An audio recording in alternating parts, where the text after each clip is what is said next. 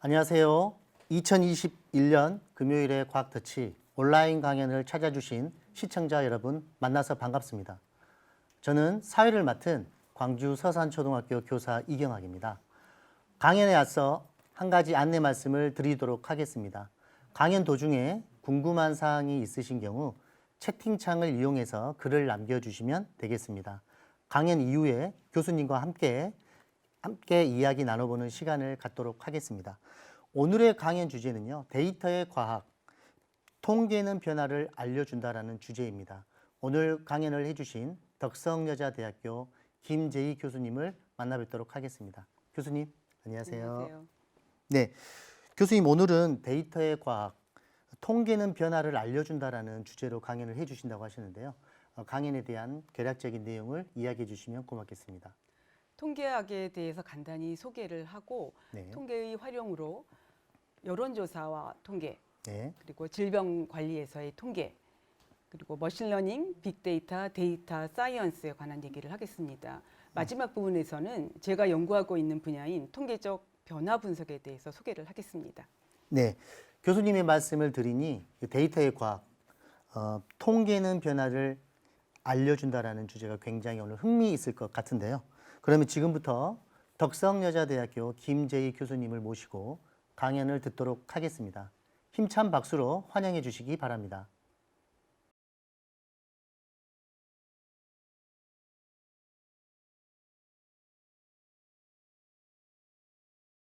정보화 시대, 데이터가 넘쳐나고 분석이 매우 필요한 시대입니다.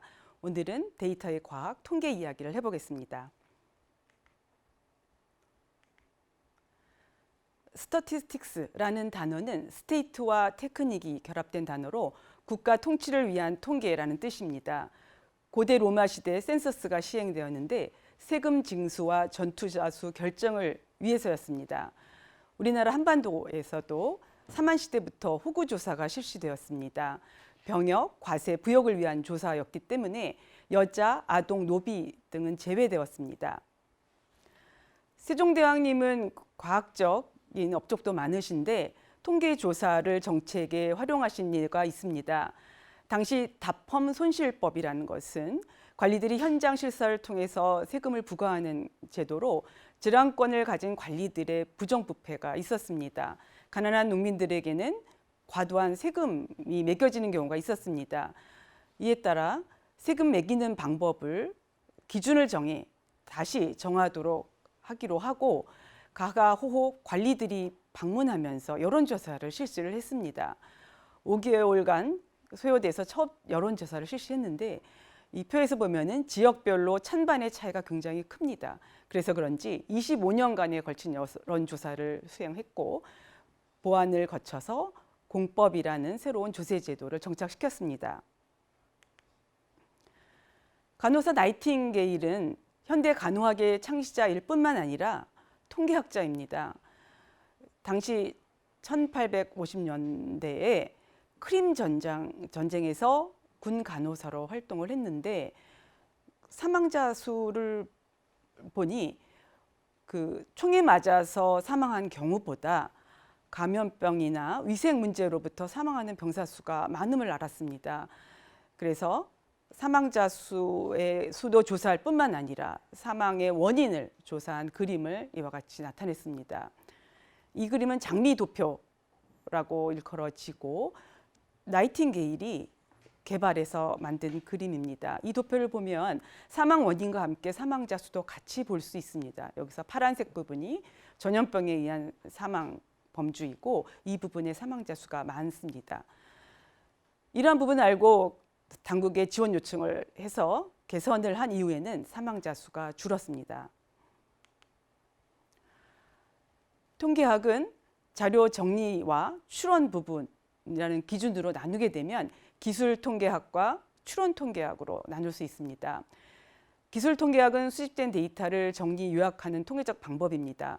앞서 설명한 나이팅게일의 장미도표와 같은 것은 데이터를 수집하고 정리만 했고 그렇게 한 것만으로도 충분히 정보를 주고 있습니다. 기술 통계량의 대표적인 예로 볼 수 있겠습니다. 추론 통계학은 표본으로부터 정보를 활용하여 모집단의 정보를 추론하고 예측하는 부분입니다. 수리통계, 회귀분석, 답변량 분석 등의 통계 이론과 방법이 포함됩니다. 통계학은 융합적 특성을 갖습니다. 자연과학, 공학, 인문학, 사회과학의 데이터 분석을 통해서 전문적 연구를 돕고 융합 학문 연구가 됩니다. IT 컴퓨팅 분야와 융합 연구를 통해서 기계학습 분야가 생겨났습니다. 이 모든 분야의 중심에 데이터 과학이 있습니다. 융합 통계인 학문을 보겠습니다. 생물학 분야와 통계학이 융합해서 생물통계, 생물정보통계, 의학 분야와 융합해서 의학통계, 경제학과 융합해서 경제통계, 스포츠학과 융합해서 스포츠통계 분야가 생겨났습니다. 최근에는 뇌 연구 분야와 결합을 해서 뇌통계 분야도 생겨났습니다. 통계 활용에 대해서 설명을 해보겠습니다. 여론조사와 통계 부분입니다. 내년 대선을 앞두고 연일 여론조사 결과가 쏟아지고 있습니다. 이 화면에서 보여주는 여론조사는 실제 여론조사 결과입니다. 조사 기간, 조사 기관, 표본수, 조사 방식이 다 다릅니다. 결과로서는 응답률, 신뢰 수준, 표본 오차가 보고되고 있습니다. 그런데 후보 A, B가 서로 우위가 왔다 갔다 하고 있습니다. 용어를 먼저 알아보겠습니다. 모집단은 정보를 얻고자 하는 대상이 되는 집단 전체입니다. 대선을 생각하면 유권자 전부가 되는 거죠. 표본은 모집단의 부분 집합입니다. 표본 오차 또는 오차의 한계는 추정값 중심으로부터 최대 허용 오차를 말합니다.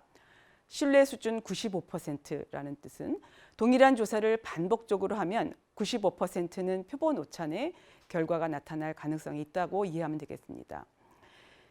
대수의 법칙이 있습니다. 표본의 크기가 증가할 때 표본 평균이 모집단 평균으로 확률적으로 수렴한다는 법칙입니다. 즉 표본의 크기가 충분히 커야 표본 평균 값이 모집단 평균을 대표할 수 있다고 볼 수 있습니다.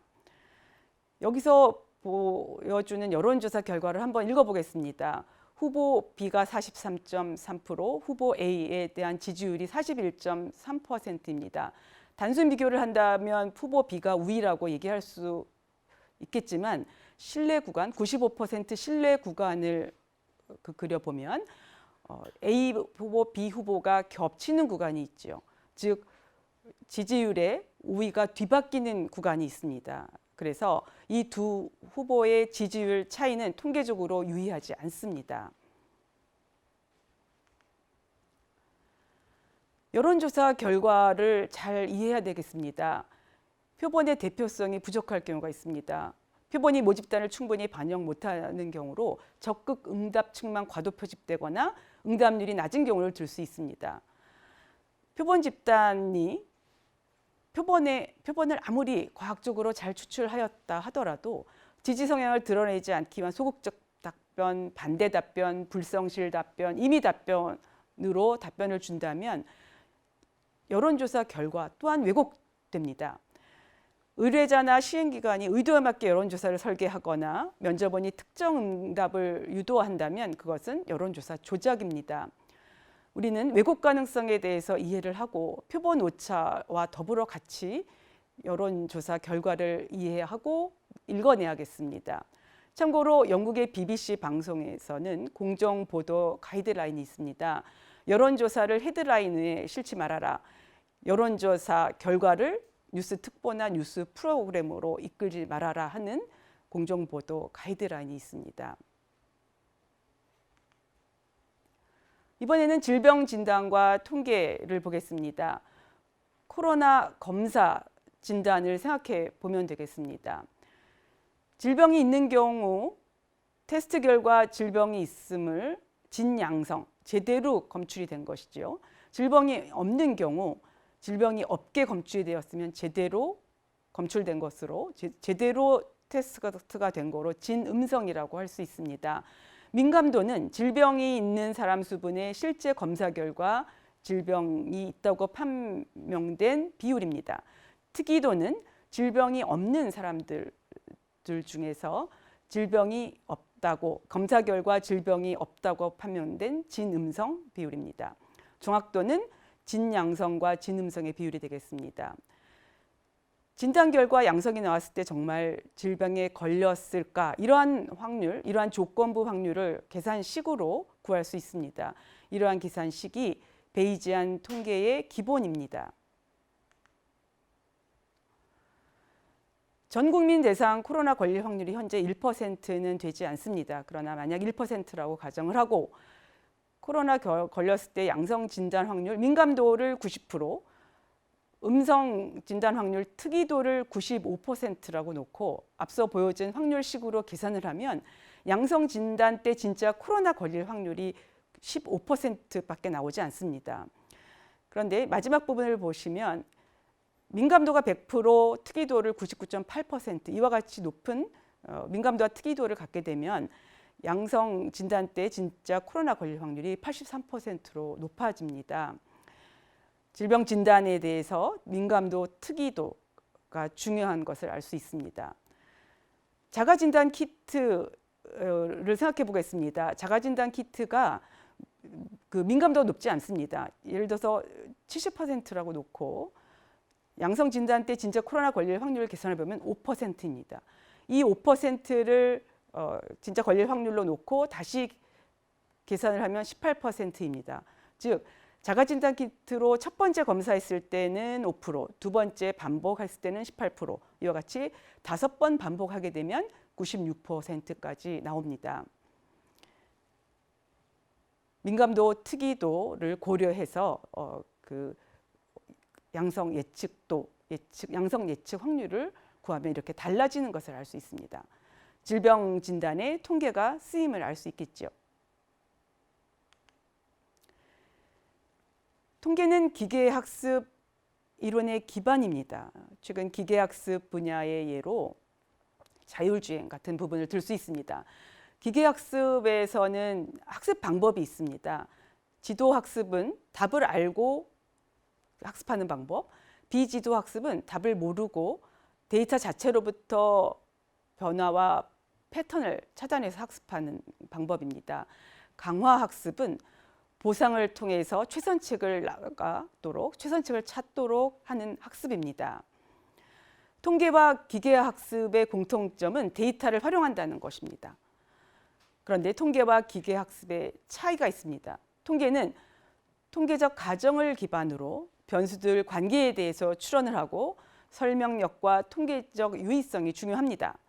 기계학습은 정확한 예측이 목표가 되면서 트레인 데이터로 모형을 만들고 테스트 데이터에 대해서 맞추어 보고 정확도를 계산을 합니다.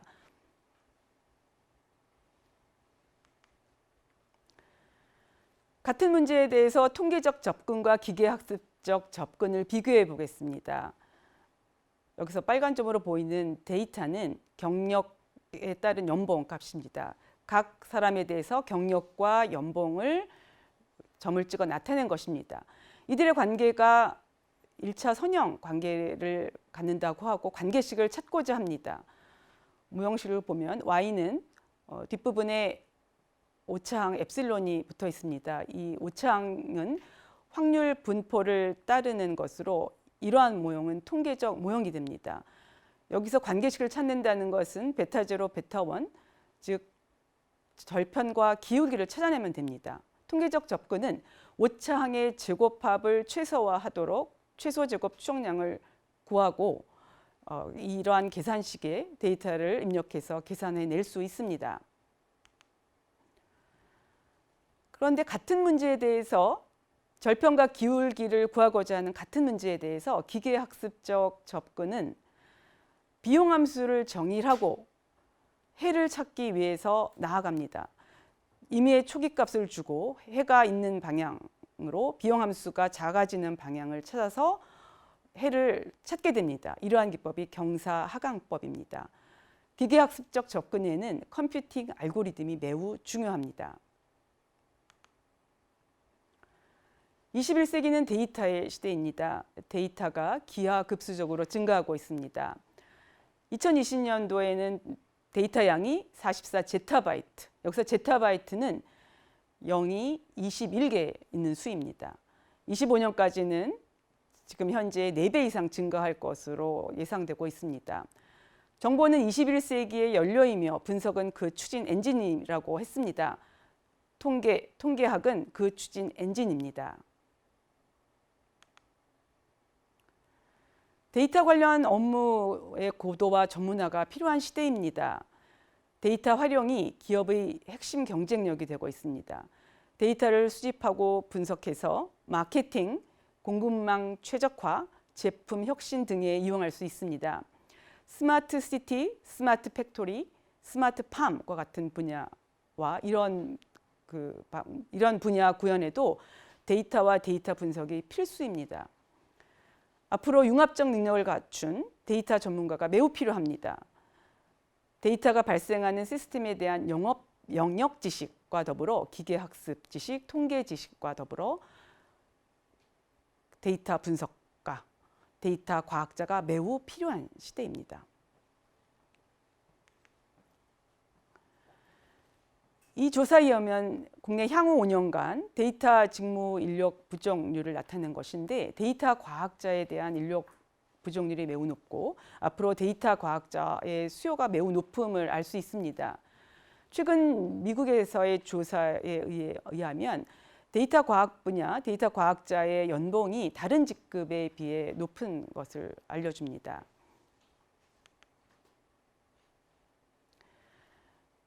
지금부터는 제가 연구하고 있는 통계적 변화 분석에 대해서 소개를 하겠습니다. 데이터가 그룹별로 4개씩 있습니다. 시점은 1, 2, 3, 4로 놓고 그룹 1에서의 데이터, 그룹 2에서의 데이터가 있습니다. 그룹 1과 그룹 2 모두 평균은 55로 같습니다. 그런데 퍼진 정도의 직도인 표준 편차는 두 번째 그룹이 훨씬 큽니다. 평균을 구해서 선을 그어 보았더니 그룹 1에서는 평균 근처에 데이터가 모여 있는 것을 알 수 있습니다. 그러나 그룹 2에서 평균선을 그려보면 평균선 근처에는 어떤 데이터도 없습니다. 변화점을 추정한 후 그룹별로 평균선을 그려보면 이렇게 평균 근처에 데이터가 있음을 알 수 있습니다. 평균 변화점을 포함한 데이터이고 변화점을 추정한 그림입니다. 아래 그림은 변동성이 다른 것이고 변동성에 대한 변화점을 추정해서 표시한 것입니다. 통계적 변화 분석 문제를 이와 같이 얘기할 수 있겠습니다. 변화가 존재하는가에 대한 것은 통계적 변화 검정 문제입니다. 변화점이 1개 존재한다고 할 경우에는 변화점 1개 추정 문제입니다. 변화점 개수를 모를 경우에는 다중 변화점 추정 문제입니다. 변화점 추정 후에는 나뉘어지는 각 부분에 대해 조사 및 탐구를 할 수 있고 변화점 발생 원인에 대한 조사를 할 수 있습니다. 시스템에 대한 변화 정보를 파악할 수도 있습니다. 또한 변화 패턴 파악도 할 수 있습니다.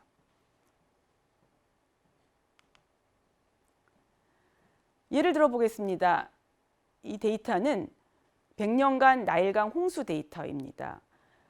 이 데이터로 프리의 기법을 이용해서 변화점을 추정을 해보니 1898년으로 추정되었습니다. 1898년 변화점 이후로는 나일강 홍수가 감소하는 것을 알 수 있습니다. 그런데 그 나일강에 1898년에 아수안 댐 건설이 시작되었습니다. 그래서 그 댐 건설이 홍수를 감소시켰고 전력 발전에도 이용을 했다고 합니다. 이 데이터는 1년간 서울의 오존과 미세먼지 데이터입니다. 변화점을 추정을 해보았더니 여러 개 변화점이 나왔고 변화점으로 구분되는 것은 계절적 특성이 나타났습니다. 이번 데이터는 한국의 GDP 데이터입니다. 30년간 GDP 데이터이고 선으로 연결해서 표현을 했습니다. 변화점을 추정해 보니 이때 베이지안 다중 변화점으로 추정을 했습니다. 그랬더니 2개의 변화점이 나왔고 각 부분별로 부분을 나타내는 특성 모수를 추정해 보았습니다. 기간 1에는 정부 주도 성장기고, 기간 2는 성장 정책이고, 기간 3은 국제금리 하락 시기였습니다.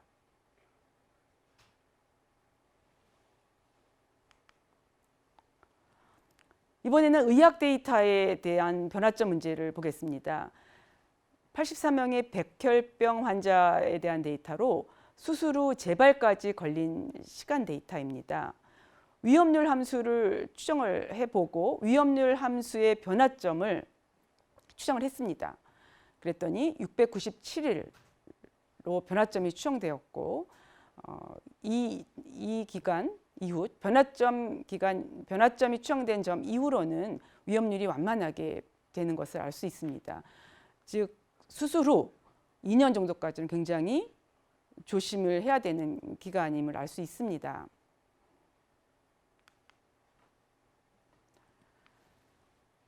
이번 데이터는 효모 유전자 마이크로어레이 데이터입니다.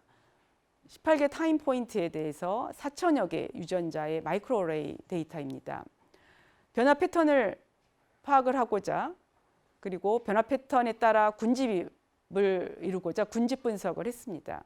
그랬더니 5개 군집으로 군집 분석 결과를 얻었습니다. 그런데 변화 함수 그 평균선을 그려봤더니 변화가 폭이 큰 그런 군집에 속한 유전자들이 활동성이 있는 유전자이며 의미 있는 역할을 하는 유전자였습니다. 통계학자가 이러한 군집 분석을 해서 결과를 주면 생물학자는 그 의미 있는 유전자에 대해서 자세한 실험을 할 수가 있습니다. 생물 정보학 분야에는 이러한 연구가 많이 이루어지고 있습니다.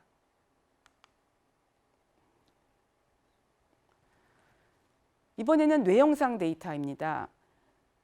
fMRI 데이터로 정상인 왼쪽 측두엽 제거 환자, 오른쪽 측두엽 제거 환자를 대상으로 fMRI 뇌영상 데이터를 얻은 것입니다. 20개 뇌 영역에서 300시점 동안 데이터를 얻은 것입니다. 연결성 변화를 파악하기 위해서 함수를 추정을 하고 그 함수를 기반으로 동적 연결성 변화점을 추정을 했습니다. 각 개인별로 변화 함수를 나타내고 추정된 변화점을 선으로 그어서 나타낸 것입니다. 이때 행렬과 고유값과 같은 그런 수학적 기법을 통계적 그 분석법에 이용을 했습니다.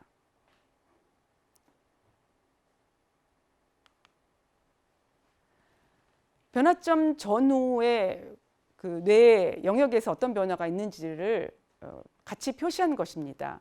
여기서 빨간색 점은 변화점 전후에 그 기억 관련 테스트에서 변화가 큰 거, 파란 색깔로 표시된 것은 그 변화가 크지 않은 것입니다. 정상군, 왼쪽 제거한 환자군, 오른쪽 제거한 환자군, 각 그룹에서 그 뇌 영역의 색깔이 다른 것으로 보아 변화점을 기점으로 서로 다름을 알 수 있습니다.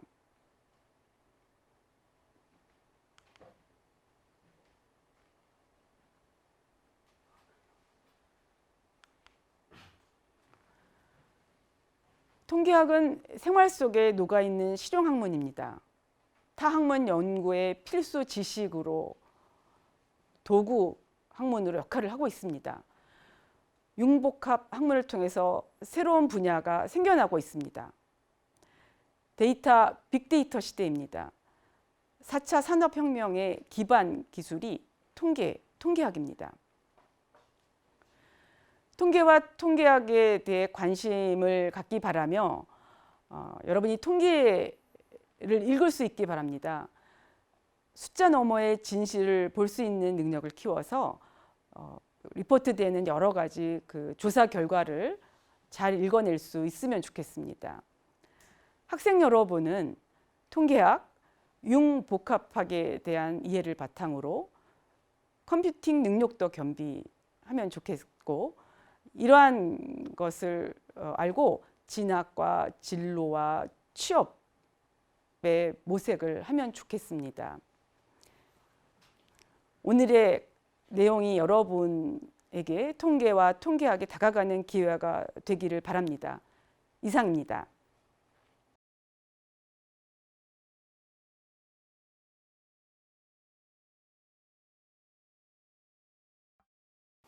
네, 재미있는 강연을 해주신 교수님께 다시 한번 감사드립니다. 예, 강연에 대한 그 질문들이 지금 계속 선별이 되고 있는데요. 선별되는 동안에 교수님과 몇 가지 이야기 나눠보도록 하겠습니다. 예, 오늘 온라인 강연을 해보셨는데 소감이 어떠셨는지 간단하게 이야기 부탁드리겠습니다. 제가 16년도에는 대면으로 같이 금과태에서 만난 적이 있었거든요. 오늘은 비대면이라서 좀 안타깝긴 하지만 그래도 더 많은 분들과 소통할 수 있는 기회라고 생각해서 감사하고 즐거웠습니다. 네, 우리가 일상생활에서 통계에 대한 내용을 많이 접하게 되는데요. 그 통계에 대한 여러 가지 분석 방법, 그리고 그 통계 안에 데이터를 이용해서 어떤 과학이 숨겨졌는지, 그리고 다양한 분야에 활용했다는 것을 굉장히 의미 있게 봤던 것 같습니다.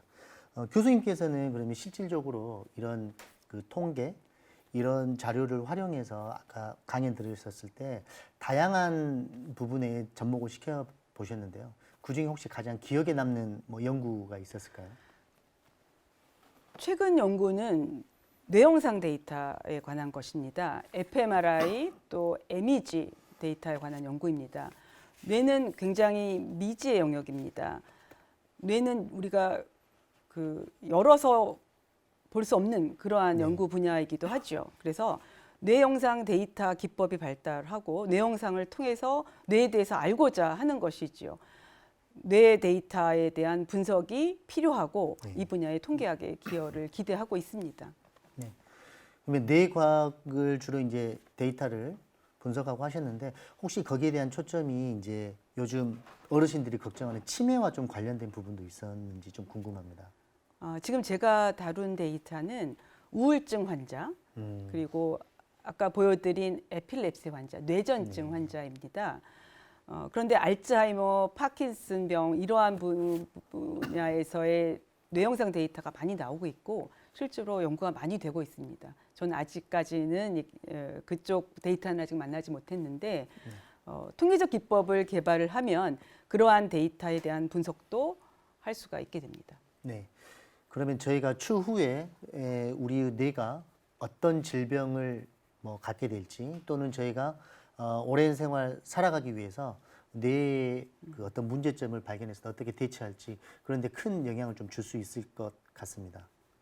뇌의 활동에 관한 정보를 얻고자 하는 것입니다. 네. 데이터 분석을 통해서 네. 뇌가 어떤 때 어떤 환자들이 어떻게 뇌 안에서 그런 데이터들의 움직임을 네. 통해서 뭔가 알아내고자 하는 것입니다. 네. 그러면 저희가 우리 흔히 아이들의 그 집중력이 좀 떨어진다든지 좀 산만한 친구들 같은 경우 이제 뭐 뇌파 검사 이런 것을 이렇게 가끔씩 받게 되는데요. 그런 경우도 어떤 그 데이터의 변화 값을 저희가 좀 알 수는 있는 건가요? 그런데 이제 뇌 영상 데이터의 어려운 점이 뭐냐면 예를 들어서 정상인과 환자가 있을 때 네. 정상인은 어떤 같은 패턴을 보여주고 환자는 또 다른 어떤 패턴을 모두 다 보여주면 좋은데 그렇지 않은 경우가 많습니다. 그래서 그래서 그 분석이 더 어렵고 네. 여러 가지 그 뇌영상 데이터를 그 연결해서 분석하는 방법도 생각을 하고 있습니다. 네. 아마 의료계 쪽하고 교수님이 연구하신 이쪽 통계 데이터 쪽이 좀 더 활발한 연구가 있다면 앞으로 그 뇌에 관련된 많은 질병들의 그 의문점이 해결될 것으로 기대가 됩니다. 그러면 질문들이 지금 모아졌는데요. 첫 번째 질문부터 네. 제가 드리도록 하겠습니다. 김재광 님이 남겨주셨는데요. 아까 교수님이 말씀하셨을 때 통계 쪽에서 많은 데이터가 쌓이는 것도 좋지만 그 개인의 정보 유출이라든지 이런 부작용이 있을 것 같은데요. 저희가 이제 데이터를 수합하는 과정에서 이러한 그 부작용을 해결할 수 있는 뭐 보완책이나 이런 게 또 별도로 마련이 돼 있는지 궁금하다고 하셨습니다. 그러한 부분은 사이버 보안이나 암호학 분야 그 연구자들이 연구를 하고 있습니다. 통계학 통계학 분석법을 암호학에도 이제 연결을 할 수 있을 것 같은데 그 부분은 이제 제가 아직은 모릅니다. 그런 쪽 분야를 전문적으로 연구하시는 분들은 네. 그 보안학, 암호학 쪽에 계십니다. 네. 제가 알기로도 이제 주변에 아는 교수님도 그 암호학을 전공을 하셨더라고요. 그래서 학부 때는 물리학을 전공했는데 본인의 이제 관심 분야가 좀 있어서 암호학을 같이 한다고 얘기 들었는데 교수님께서 말씀하신 그런 부분하고 또 연계가 된 것 같습니다. 두 번째 질문입니다. 최은영 님이 남겨주셨는데요. 저희가 똑같은 데이터여도 분석한다든지 해석하는 사람의 어떤 관점에 따라서 거기에 대한 경향성 분석이 조금씩 달라서 결과적으로 다른 결과를 얻을 수도 있을 것 같다는 생각이 드는데 거기에 대해서는 어떻게 생각하시는지 얘기해 주시면 고맙겠습니다. 예를 들어서 변수가 여러 개가 있다고 해봅시다.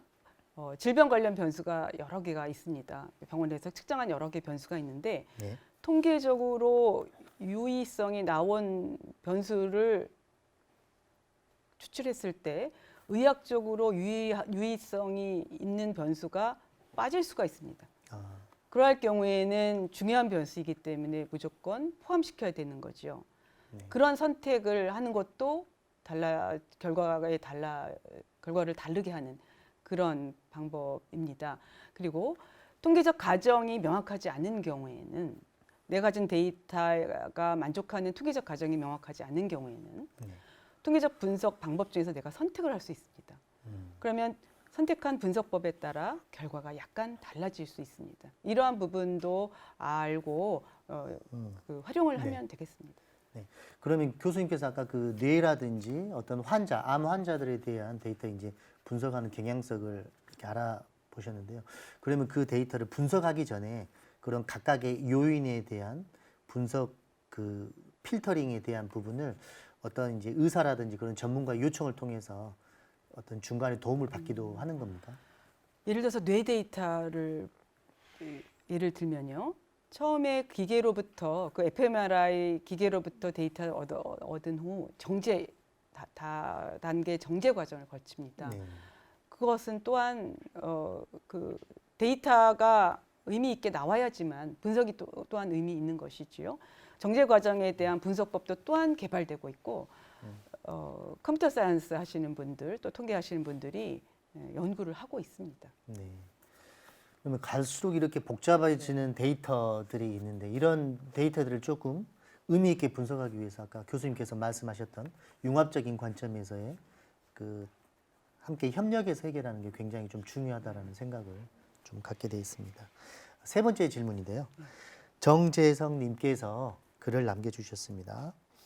교수님께서는 언제부터 그리고 왜 통계학을 연구하시게 되었는지 그리고 어떤 통계학을 선택하신 계기가 있었을 것 같은데 거기에 대해서 궁금해 하셨습니다. 중고등학교 때 수학을 좋아한 편이었습니다. 그런데 이제 수학에서 응용된 분야를 찾다 보니 통계학을 만나게 되었습니다.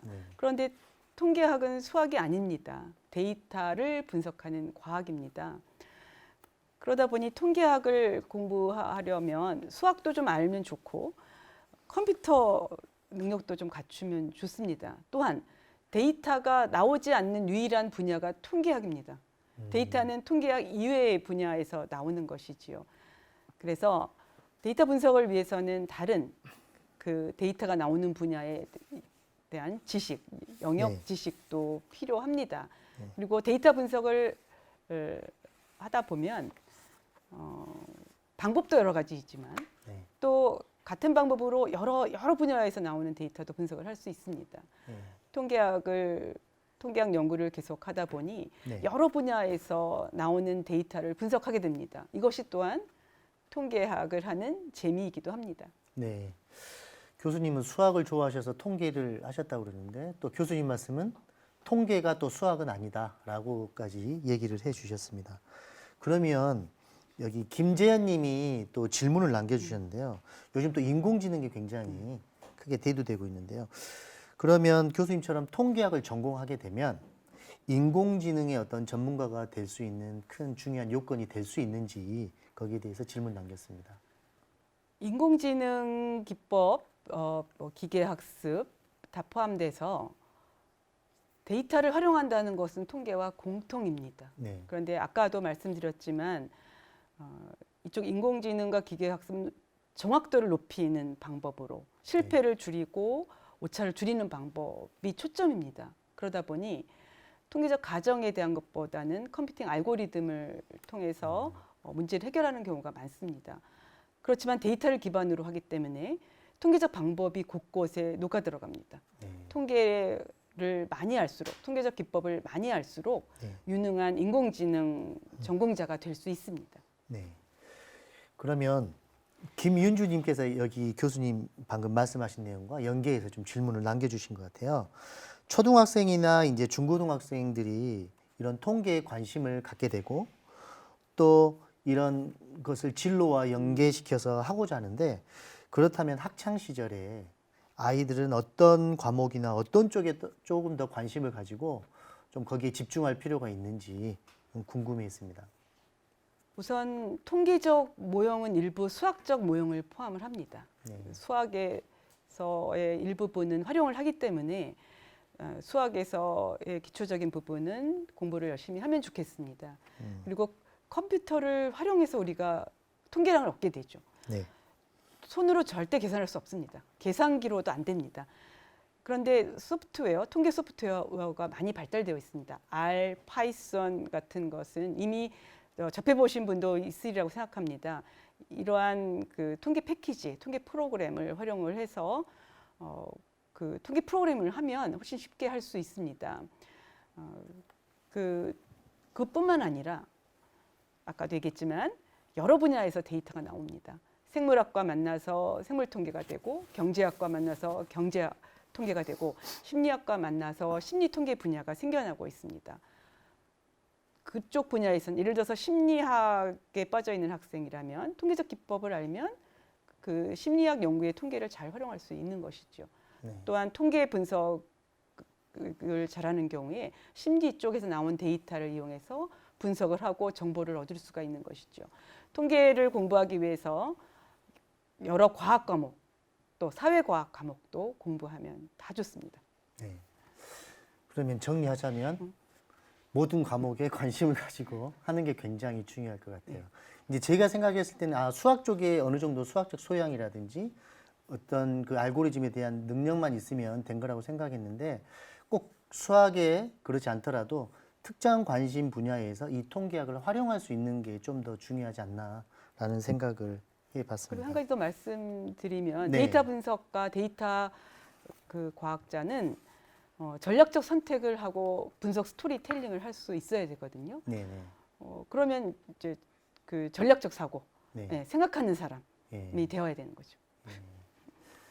그럼 거기에 아무래도 이제 사고하는 능력, 인지적인 사고 능력도 굉장히 중요할 것 같습니다.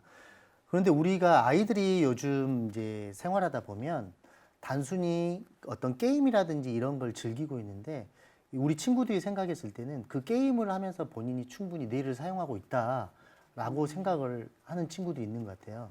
그래서 나는 컴퓨터를 사용하는 방법 중에 게임을 잘하기 때문에 나는 어떤 소프트웨어적인 그런 역량이 뛰어나다라고 이렇게 생각한 친구들이 있습니다.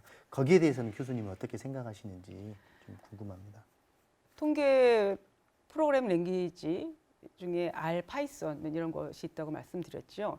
R, 파이썬을 처음 배우기 시작할 때 제가 그렇게 얘기합니다. 게임하듯이 시작을 하라는 거죠. 네. 그리고 여러 가지 분석법도 게임하듯이 시작을 할 수가 있습니다. 요즘 게임 회사에서 통계 분석가를 뽑습니다. 여러분이 게임할 때 클릭하는 모든 것이 데이터입니다. 결국 빅데이터를 만들고 있죠. 여러분이. 그런 것을 게임 회사에서는 분석을 하고 그 캐릭터의 행동에 어떤 그 조건을 주기도 하는 것이지요. 네. 게임을 할 때 여러분이 만드는 데이터를 생각해보고 여러분이 만든 데이터를 분석해 보겠다고 생각해 보면 결국 통계에 관심 있는 분이실 것입니다. 네. 교수님 말씀은 단순히 게임에 그치는 게 아니라 내가 지금 하고 있는 활동의 그 통계적 가치를 찾아내는 거, 그리고 이러한 그 가치를 찾기 위해서 충분히 사고하는 게 굉장히 중요하다라고 말씀하신 것 같습니다. 저는 이제 오늘 교수님 강의를 들으면서 코스모스님이 이런 질문을 남겨주셨는데요. 저도 굉장히 비슷한 좀 의문사항이 있는데요. 오늘 계속 데이터와 빅데이터에 대해서 이렇게 여러 가지 얘기를 하고 있는데 저희들이 일반적인 사람으로 봤을 때는 똑같지 않나라는 생각이 드는데 어떤 좀 차이점이 있는지 궁금합니다. 전통적인 데이터는 수집과 관리에 편리합니다. 네, 그에 반해서 빅데이터는 전통적인 데이터를 포함할 뿐만 아니라 비정형 데이터까지 포함을 해서 규모, 구성, 크기, 복잡도가 다 달라질 수 있습니다. 예를 들어서 기상 빅데이터를 생각해 보겠습니다. 기온, 습도, 풍량 등등은 네. 관측 데이터이죠. 그것에다가 여러분이 그 채팅하는 창에서의 키워드 그리고 관광 기상 제품의 판매 관련 네. 키워드 또는 판매량 등까지 모두 포함하게 되면 기상 빅데이터를 형성할 수 있습니다. 그러할 경우 이제 여러 가지 분석법으로 분석을 해서 기상 융합 정보를 찾아낼 수가 있는 것이죠. 네. 마치 저희가 어떤 뭐 온라인 쇼핑을 했을 때 연령대별로 또 지역별로 그리고 성비에 따라서 선택하는 게 좀 다르다 이런 걸 가지고 빅데이터로 분석해서 업체들이 거기에 맞춰서 이제 준비를 한다든지 예, 그렇다고 저희가 생각해도 될까요? 네, 분석 스토리텔링을 할 수 있는 것이죠. 아, 분석 스토리텔링으로. 네, 네. 교수님 그러면 조금 전에 이제 빅데이터 부분의 논의가 나왔는데요. 조금 전에 교수님 강의에서도 요즘 이제 내년에 대통령 선거가 있는데 그런 대통령 선거에 대한 설문조사뿐만 아니라 빅데이터 자료를 활용해서 어떤 선거 전략에도 쓰는 방법이 있는지 그게 좀 궁금합니다. 예전에 유명한 사례가 있죠. 트럼프 대통령 당선될 때 네, 기존 방법으로 했던 여론조사는 모두 다 힐러리를 대통령으로 예측을 했습니다. 네, 네, 그런데 빅데이터 분석을 통한 어떤 회사가 있었습니다. 네, 그 연구자가 세운 회사였는데 그 회사는 빅데이터 분석을 통해서 그러니까 여러 SNS까지 다 포함한 네, 그런 분석을 통해서 트럼프 대통령을 예측했습니다. 그런데 결과는 빅데이터를 분석한 쪽이 맞았죠. 네. 활용할 수 있습니다. 아, 네, 충분히 활용할 수. 충분히 활용할 수 있는데 네, 어떻게 어떤 방법을 어떻게 쓰냐 그것은 또 하나의 과제가 되는 것입니다. 네. 지금 저희가 이제 언론 매체에서 단순히 대통령 선거 또는 국회의원 선거하는데 설문조사 쪽으로 많이 치우치는데 빅데이터에 대한 관점도 저희가 조금 고려해 볼 만하다라는 생각을 갖게 되었습니다. 교수님 이제 계속해서 요즘 계속 그 어떤 설문조사 여러 가지 설문조사가 이제 그 진행되고 있는데 그 여론조사 결과가 기관에 따라서 조금씩 이렇게 다른데 저희가 그런 그 여론조사 결과를 이렇게 바라볼 때 어떤 식으로 바라봐야지 내가 좀 더 정확한 여론조사를 이렇게 알 수 있는지 그런 방법이라든지 또 유의점을 얘기해 주시면 좋을 것 같습니다. 아까 강의 자료에도 있었지만 조사 기관, 조사 방법에 따라 결과가 차이가 났습니다. 우리는 여론조사 결과를 읽을 수 있는 능력을 갖추는 것이 중요합니다. 오차의 한계를 같이 읽어내야 되는 것이지요. 네. 어제 여론조사에서 A가 앞섰고 오늘 여론조사에서 B가 앞섰고 이렇게 보도하는 것은 경마식 보도이고 그리고 이렇게 보도하는 것은 민심을 제대로 읽지 못하는 것일 수 있습니다. 우리는 여론조사 결과를 제대로 읽어내는 그 눈을 가지면 좋겠습니다. 여론조사가 어쨌든 여론을 읽을 수 있는 방법입니다. 네. 과학적인 근거가 있는 통계적 방법으로 시행이 됩니다. 그러나 표본을 아무리 제대로 뽑았다 하더라도 응답을 다르게 하거나 무응답하거나 거짓 응답하거나 뭐 네. 이러한 경우는 결과에 영향을 미치고 결과가 왜곡될 수 있으니 이러한 부분을 이해하면 되겠습니다. 네. 그래서 아마 그 교수님 강의 원고에 그 영국에서 그랬나요? 네. 뭐 신문이나 방송에 여론조사를 뭐 헤드라인으로 헤드라인으로 다루지 다루지 마라. 마라. 예. 네. 오해의 소지가 있으니까 네. 그런 거죠. 근데 저희 나라는 헤드라인으로 많이 다루는 것 같더라고요. 우리는 아직 그런 가이드라인이 없나 봅니다. 아, 예. 그런데 중앙선거관리위원회에서는 어떤 가이드라인이 있어서 네. 아마 조금 관리를 하고 있는 것으로 알고 있습니다. 네. 여러분들도 내년에 이제 대통령 선거가 있는데요. 그때 여론조사를 어떻게 잘 하는지 한번 꼼꼼히 살펴보시면 좋을 것 같습니다. 김효선님이 또 남겨주셨는데요. 요즘 코로나 관련해서 굉장히 많이 관심을 갖고 있는데요. 그 진단 키트 약간 민감도에 대해서도 교수님께서 말씀해 주셨는데요. 저희가 단지 이제 코로나 검사를 했을 때, 코로나 검사를 통해서 확진자가 몇 명이다. 이렇게만 이해했지 실질적으로 여러 가지 요인들을 생각해서 하지 못했던 게 사실인 것 같습니다. 그렇다면 지금 뭐 자가진단 키트를 이제 활용한다라는 말이 있는데 실질적으로 이걸 정확하게 측정할 수 있는 여러 가지 부분이 미흡하다라는 얘기도 지금 나오고 있는데요. 이렇게 자가진단 키트로 코로나 진단 예방에 전혀 그러면 소용이 없다는 건지 아니면 저희가 이런 자가검사 키트로 어느 정도까지 활용할 수 있는지 또 어떻게 우리가 해석해야 될지 그런 부분을 얘기해 주시면 좋을 것 같습니다. 아까 강연 자료에도 보여드렸듯이 그 민감도, 네. 특이도에 따라서 코로나 테스트 결과에 따라서 진짜 양성일지 확률이 다 달라지는 것을 알 수 있잖아요. 네네. 그런데 자가 진단 키트는 민감도가 20에서 70%로 보고되고 있습니다. 민감도 20%면 굉장히 낮은 거죠. 예를 들어서 50%라고 해봅시다. 10명 중에 5명만 제대로 네. 양성 그 코로나 환자를 양성으로 검출을 해내는 것이지요. 그럴 경우 나머지 5명은 코로나가 있음에도 불구하고 음성으로 검출됩니다. 네. 그러면 이분들이 자기가 음성인 줄 알고 돌아다니게 되면 새로운 전파자가 되는 것이죠. 그러니까 자가진단 키트의 정확도가 높지 않는데 그 결과만을 믿고 네. 의존하면은 위험한 결과가 나올 수 있죠. 네. 그래서 이런 자가진단 키트 같은 경우는 그 양성 후보자를 선별하는 그러한 도구로 사용하는 게 맞습니다. 네. 이것이 방역 당국의 지침이기도 합니다. 네. 양성될 후보자들에 대한 간단하게 점검할 수 있는 키트로 받아들이면 좋겠다고 얘기를 해 주셨습니다. 예. 강보준님께서 질문을 남겨주셨습니다. 그 통계가 기계학습 이론의 기초가 되는 것을 잘 이해했습니다. 또 통계적 지식이 데이터 과학의 자질 요건이 된다라는 것도 이해했습니다. 그렇다면 기계학습 전문가가 되거나 또는 데이터 과학자가 되기 위해서는 통계를 꼭 전공해야 하는지 거기에 대해서 질문을 남겨주셨습니다. 통계를 전공을 하면 그러한 공부를 하기 좀 편할 수가 있겠죠. 네. 그렇지만 그런 통계적 방법을 공부를 하면 되겠습니다. 그런데 이제 혼자 공부하는 건 쉽지 않죠. 네. 그래서 과정 통계 전공을 해서 그러한 과정들을 걸치면 훨씬 좋을 것 같습니다. 인공지능이나 기계학습 분야에서 통계학 강좌가 많이 있습니다. 네네. 통계학이 필요한 것을 알고 있는 것이지요. 네. 제가 본 사례를 말씀드리면 컴퓨터 공학자입니다. 그런데 인공지능을 연구하면서 네. 통계학 석사를 또 하더라고요. 통계학을 따로 또 공부를 하더라고요. 네. 통계학의 역할이 중요한 것이죠. 왜냐하면 결국 인공지능 기계학습은 데이터로 학습하는 것이거든요. 네.